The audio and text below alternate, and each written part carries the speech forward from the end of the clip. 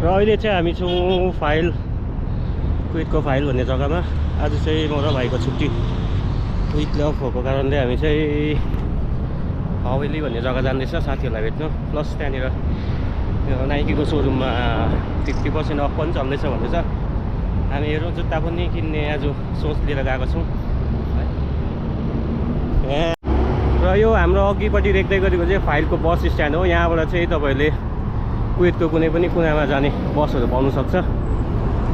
आज दिन भने अति नै गर्मी छ, किनभने अहिले गरमको सिजनले गर्दा मान्छेहरू प्रायः दिनमा हिँड्दैन। र हामी पनि अहिले 4 बजिसकेको छ।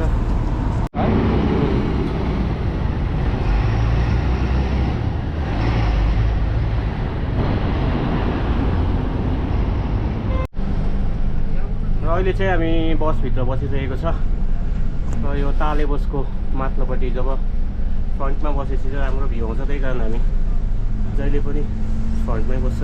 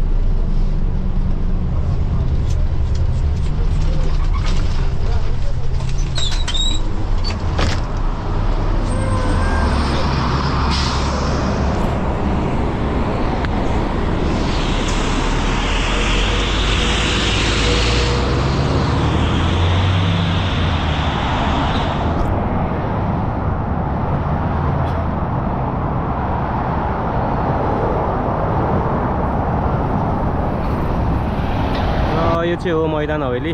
अहिले चाहिँ हामी बसबाट झरेर अब दाजुको एकोमोडेसन जानु आँटेको, यो साइड पर्छ। र अब एकैचोटि दाजुको रुममा पुगेर तपाईँहरूलाई देखाउनेछु।